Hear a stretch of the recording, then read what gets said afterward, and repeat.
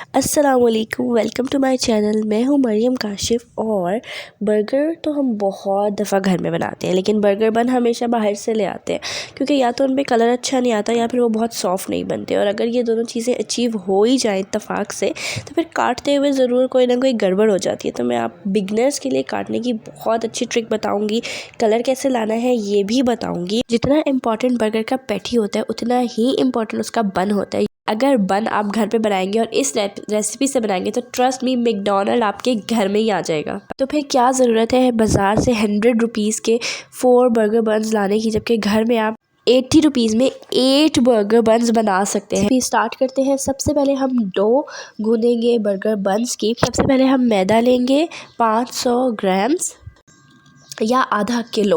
और अगर कप्स में आप देखें तो बेकिंग कप्स आपने नहीं लेने, कंडेंस मिल्क के 2 खाली डब्बे ले लें। एक डब्बा 1 पाव का होता है, तो 2 डब्बे लेवल्ड डालेंगे तो वो आपका 500 ग्राम बन जाएगा।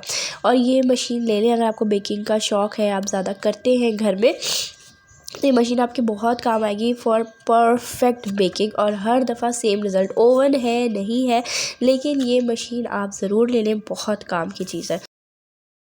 यहाँ पे मैं इसको बिल्कुल एग्जैक्ट 500 ग्राम्स कर रही थी। डो गूंदने के लिए जो टिप्स एंड ट्रिक्स बताऊँ आपने एग्जैक्ट फॉलो करनी है फॉर द परफेक्ट रिज़ल्ट। मैदे को हम डाल लेते हैं किसी खुले बर्तन में, और इसके साथ ही हम पानी ले लेते हैं 225 मिलीलीटर। अगर आपके घर में इस तरह का जग नहीं है तो बच्चों को फीडर है या कोई भी जिस पे मिलीलीटर लिखा हुआ, बाज़ वक़्त कोई जग्स होते हैं, तो उनसे आपने मेजर करना है।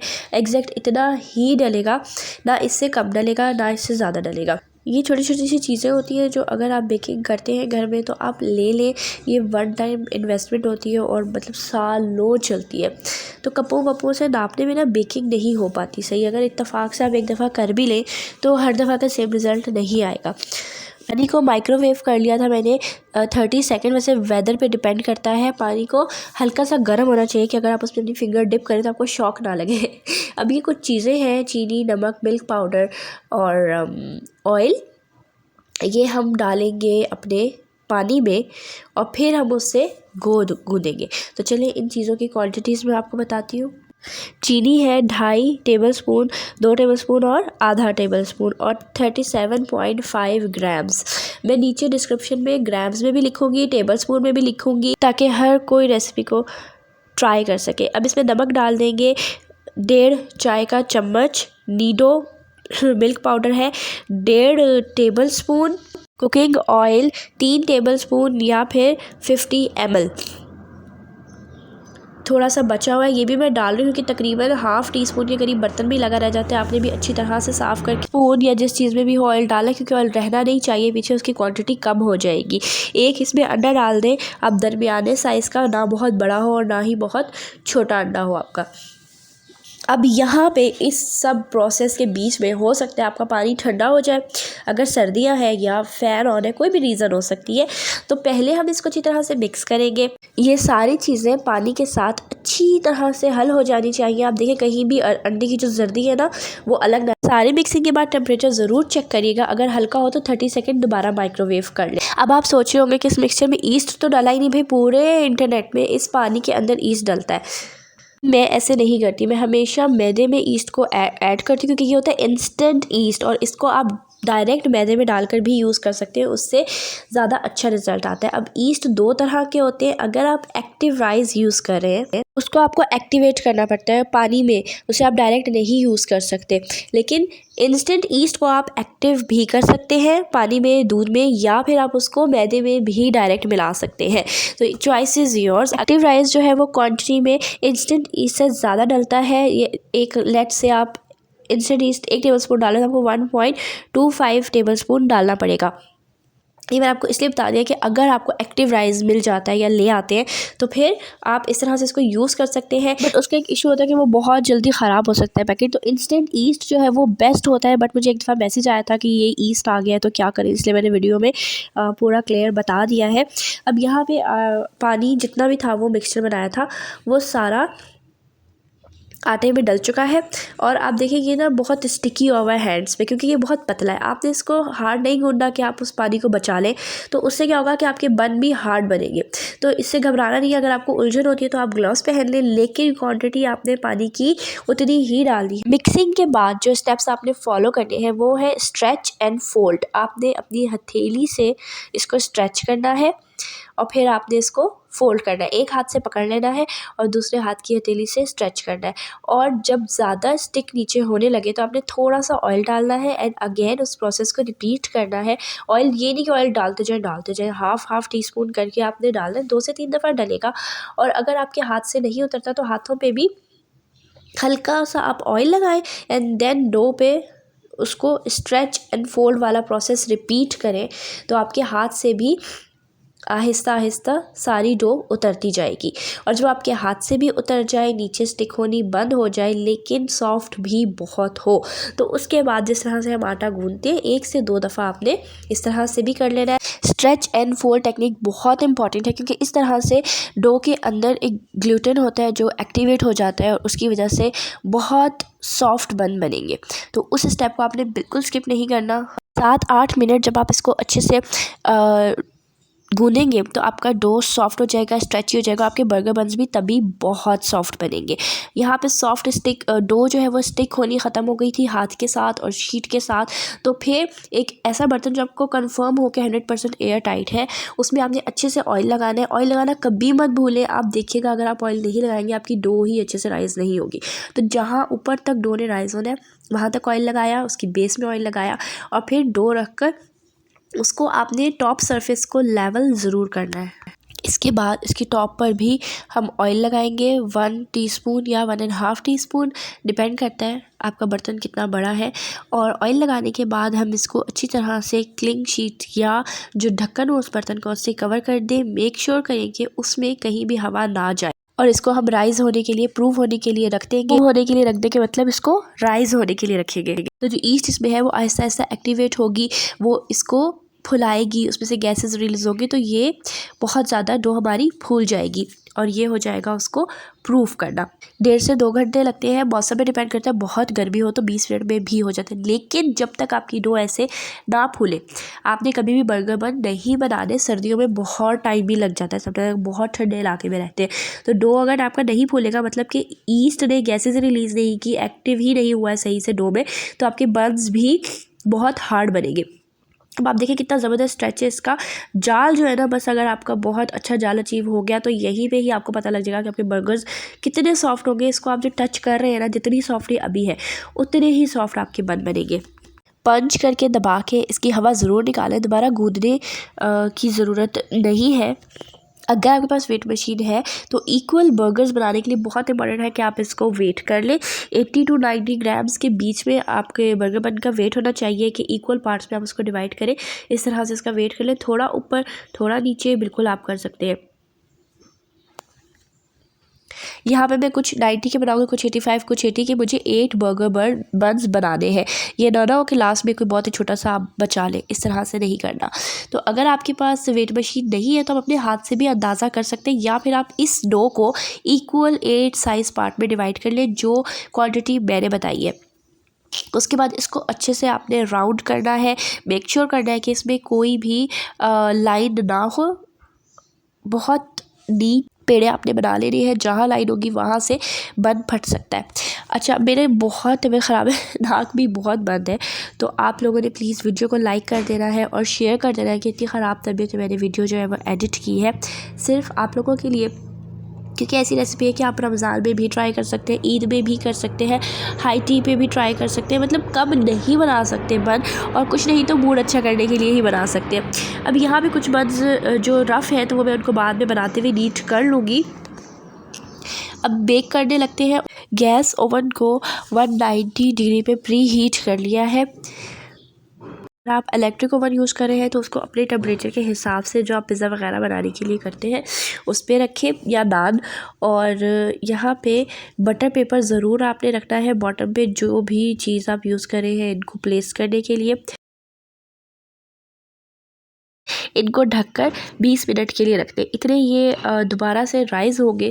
ہمارا اوون جو ہے وہ پری ہیٹ ہو جائے گا. اور اگر آپ پتیلے میں بیک کرنا چاہ رہے ہیں تو پھر یہ جو اوپر ویڈیو کا لنک آیا آپ اس پہ کلک کریں اور جس طریقے سے پزا بنایا ہے سیم اسی طریقے سے آپ نے ان کو بیک کرنا ہے. اب یہاں پر 20 منٹ ہو چکے ہیں اور آپ اگر پیچھے بیک کریں ویڈیو کو اور دیکھیں کہ ایک اچھا خاصا رائز ہوئے. ان کے اوپر ہم لگا دیں گے پورے کا پورا انڈا ایک پھینٹنا ہے اور اس کے بعد اچھی طرح سے برش کرنا ہے. برش کرتے ہوئے اس بات کا خاص خیال رکھنا ہے زور بالکل نہیں لگانا, یہ بہت سافٹ ہے نیچے دب جائیں گے.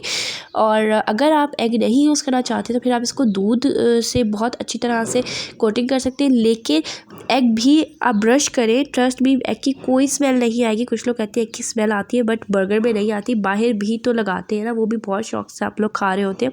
گھر میں اپنے ہاتھ سے لگاتے ہیں تو انڈے کی اسمیل آ جاتی ہے. بٹ اگر آپ کو کوئی انڈے سے الرجی ہے تو پھر آپ اس پہ دودھ لگا سکتے ہیں اچھی کوانٹٹی میں, تو بہت پیارا کلر آئے گا. تل لگا دیں, سفید ہے اگر آپ پاس بلیک ہے جو بھی ہے آپ وہ اچھی طرح سے لگائیں تو بہت ہی اچھے لگتے ہیں دیکھنے میں, کھانے میں بھی اچھے لگتے ہیں. باہر سے آپ نے اس میں گنتی کے 4 تل ڈالے ہوئے ہیں تو دیکھیں گھر میں کتنا صاف ستھرا اور ہیلدی ہر لحاظ سے بنتا ہے. ابھی برگر پیٹی پہلے کے میں نے فریز کی تھی, اس کی ریسیپی اگر بتاتی ہوں بہت لمبے بن جاتے ہیں. میں بن کی ریسیپی نا ڈیٹیل میں بتانا چاہ رہی تھی. نیکسٹ ٹائم میں ایک ویڈیو بناؤں گی جس میں بن اور برگر پیٹی دونوں کی ریسیپی بتاؤں گی. لیکن اگر آپ کو پیٹی کی ریسیپی چاہیے تو اوپر جو لنک آ رہا ہے آپ اس پر کلک کریں اور وہ والی پیٹی کی ریسیپی ٹرائی کر لیں اور یہ برگر بنز بنا لیں. تو بہت ہی ہیلدی اور بہت ہی سستا, مطلب امیجن کریں نا کہاں 4000 کے 4 برگرز یا شاید 3, اگر آپ تو ڈیل لیتے ہیں گھر پہ فرینچ فرائز کولڈ ڈرنک کے ساتھ بھی آپ کو 4000 تو بہت بڑی اماؤنٹ ہو جائے گی. بہت کم میں آپ صرف 8 برگرز بنا سکتے ہیں, مطلب 8 برگرز کین یو امیجن. تو یہ برگر پیٹی کو میں نے شیلو فرائی کیا ہے, ڈیپ فرائی نہیں کیا, اور یہ ریڈی ہو گئے ہیں. اب ان کو ہم اچھی طرح سے ان کا آئل نکالیں گے چھلنی کو, تب تک ہلاتے رہے جب تک اس میں سے آئل ٹپکنا, ایک قطرہ بھی ٹپکنا بند نہ ہو جائے. اس طرح سے آپ کی چیزیں جو ہے نا وہ بہت آئل فری بنتی ہے. کہیں جانا نہیں ہے, آپ نے بھی بہت مزے کی ڈبی بنائیں گے جو برگر میں یوز ہوں گی. اس کے لیے ہم میونیز لے لیں گے 4 ٹیبل اسپون, چلی گارلک ساس, یا پھر اگر آپ چھوٹے بچوں کے لیے بنا رہے ہیں تو کیچپ یوز کر سکتے ہیں. 2 ٹی اسپون اس میں آئسٹر ساس ہے, اپنے ٹیسٹ کے حساب سے ڈالیں. میں 1 ٹی اسپون ڈال رہی ہوں. کوئی بھی بلیک جو کوکڈ ساس ہوتی ہے آپ ڈال سکتے ہیں. سویا ساس بالکل نہیں ڈال دینی. اس کو اچھی طرح سے مکس کر لیں. مسٹرڈ پیسٹ ڈالنا چاہتے ہیں تو ڈال دیں اس کے بغیر بھی, لیکن بہت اچھا بنتا ہے کیونکہ نارملی گھروں میں مسٹرڈ پیسٹ یوز نہیں ہوتا, ہم برگر کے لیے لے آتے ہیں اور پھر ایکسپائر ہو کے جاتا ہے, تو اس لیے میں نے وہ ریسیپی میں سے اسکپ کر دیا. اب یہاں پہ برگر بنز نکل کر آ چکے ہیں اوون سے, اور ان کو آپ نے ڈائریکٹ مکھن لگانا ہے. 2 طریقے, یا تو آپ مکھن کو میلٹ کر کے رکھ لیں یا پھر آپ گرم کے اوپر اس طرح سے ڈلی لگائیں گے تو اوبویسلی وہ میلٹ ہوتی جائے گی اور لگتے جائیں گے. بٹ یہ اسٹیپ اسکپ آپ نے بالکل نہیں کرنا کیونکہ ورنہ آپ کے برگر بنز جو ہے وہ ہارڈ ہو جائیں گے. مکھن لگاتے ساتھ ہی فوراً کوئکلی جو ہے آپ نے اس کو کور کر دینا ہے اچھی طرح سے, تاکہ موئسچر جو ہے وہ بن کے اندر ہی رہے اور وہ بہت ہی سافٹ سے بنے. اب یہاں پہ آپ ان کا کلر دیکھیں ماشاءاللہ کتنا اچھا ہے. آپ دودھ لگائیں گے نا تو اتنا ڈارک نہیں آئے گا بٹ اچھا گولڈن ضرور آئے گا.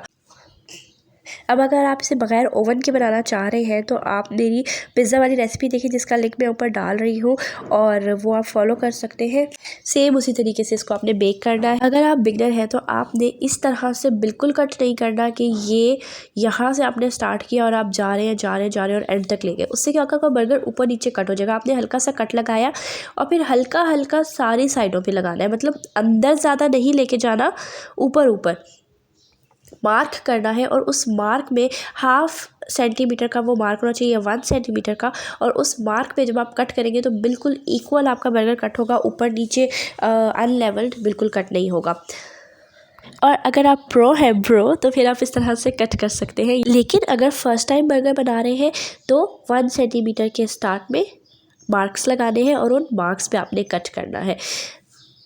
یہ اتنے سافٹ بنے ہیں نا, ٹرسٹ می, کہ بس بتا نہیں سکتی میں آپ کو. میکڈونلڈ کا برگر بنز جو ہے نا, برگر کہیں کے بھی اچھے ہو, لیکن جو برگر بنز میکڈونلڈ اور ہارڈیز کا ہوتا ہے نا, مجھے نہیں لگتا ویسا برگر بن کسی اور کا ہوتا ہے. تو یہ اس سے بھی زبردست بنے ہیں. And look at the colour, زبردست. اب یہاں پہ پیٹیز تو میں نے بیچ میں بنا لی تھی کیونکہ مجھے ٹائم سیو کرنا تھا, اور ٹائم مینجمنٹ بہت امپورٹنٹ ہوتی ہے. اگر میں اب بنانا اسٹارٹ کرتی پیٹی تو بہت ٹائم لگ جاتا, تو اس لیے गरम गरम पैटीज़ पे आपने चीज़ रखना है, बट पैटीज़ क्योंकि ठंडे हो गए हैं इसलिए उनको फ्राइंग पैन बिना ऑयल के हल्का सा गरम करके उस पर पैटी रखे। 1 मिनट के बाद आपने उसको पलट देना है, ऊपर से वो होंगे गरम, और फिर आपने अपना बर्गर चीज़ का स्लाइस डाल देना है। बर्गर चीज़ नहीं है तो कोई बात नहीं, आप पिज़्ज़ा चीज़ भी कट करके, अगर आपके पास क्यूब है तो उसमें से आप एक स्क्वायर अच्छा सा कट कर सकते हैं छोटे साइज़ का, और वो इसके ऊपर रखते हैं, उससे भी बहुत अच्छा फ्लेवर आता है। और बर्गर चीज़ से तो फिर फ्लेवर एंड कलर सब कुछ ही आ जाता है। अब इसको यहाँ पे ढक दे 3 से 4 मिनट, बहुत लो फ्लेम पे, क्योंकि नीचे ऑयल नहीं है, आपका पैटी जल सकता है, या जब तक कि आपका चीज़ हल्का सा मेल्ट नहीं हो जाता। इसने पिघल के साइडों पे गिरना नहीं है, आपने इस चीज़ का वेट नहीं करना, बस उसको नरम हो जाना चाहिए। अब यहाँ पे हल्का हल्का सा 1 टेबलस्पून या फिर 1 टीस्पून हर बन पे आपने लगाना है, और आपका ये जो डिप बनी है ये बिल्कुल नहीं बचेगी, इट मीन्स कि वेस्ट नहीं होगी। इसको अच्छी तरह से बन पे लगाएं। अब यहाँ पे मैं आपको एक चीज़ रिकमेंड करूँगी, मैंने खीरे काटे हुए हैं, बट खीरे अगर आप ना लगाएं तो अच्छा है। पता नहीं क्यों जब थोड़ा रख के बर्गर यूज़ कर रहे हो तो उनमें खीरे मत लगाया करें, वो सॉगी कर देते हैं पूरे बर्गर को ही। तो अगर इमीडिएट सर्व करने हैं फिर आप लगा सकते हैं। अब यहाँ पे सलाद पत्ता रखा, उसके ऊपर खीरा, किसी पे मैं रखूँगी किसी पे नहीं। बर्गर बन, चीज़ रखे, कवर करें और इन्जॉय, वो तो मैं करूँगी क्योंकि मैंने बनाए हैं। और अगर आप भी इन्जॉय करना चाहते हैं तो अभी जाएँ, इस रेसिपी को ट्राई करें, बहुत इजी है और बहुत मज़े की है। और अगर आप किसी भी किस्म की और रेसिपी देखना चाहते हैं तो नीचे कमेंट ज़रूर करें, वीडियो को लाइक करना ना भूला करें, चैनल को प्लीज़ सब्सक्राइब करिएगा। नेक्स्ट वीडियो में मिलेंगे। अल्लाह हाफ़िज़।